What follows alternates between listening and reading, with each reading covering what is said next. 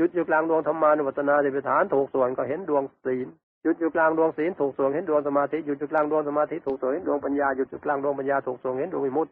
หยุดอยู่กลางดวงวิมุตติถูกส่วนเห็นดวงวิมุตติญาณทัศนะหยุดอยู่กลางดวงวิมุตติญาณทัศนะถูกส่วนเข้า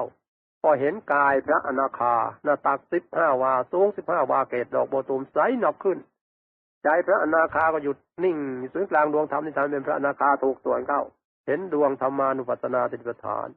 หยุดอยู่กลางดวงธรรมานุปัสสนาสติปัฏฐานถูกส่วนเห็นดวงศีลหยุดอยู่กลางดวงศีลถูกส่วนเห็นดวงสมาธิหยุดอยู่กลางดวงสมาธิถูกส่วนเห็นดวงปัญญาหยุดอยู่กลางดวงปัญญาถูกส่วนเห็นดวงวิมุตติหยุดอยู่กลางดวงวิมุตติถูกส่วนเห็นดวงวิมุตติญาณทัศนะหยุดอยู่กลางดวงวิมุตติญาณทัศนะถูกส่วนเข้าก็เห็นกายพระอนาคาละเอียดหน้าตัก20 วาสูง20 วาเกศดอกโบตูมใสหนักขึ้นใจของพระอนาคาละเอียดก็หยุดอยู่ศูนย์กลางดวงธรรมนิทานเป็นพระอนาคาละเอียดถูกส่วนเข้าเห็นดวงธรรมานุปัสสนาสติปัฏฐาน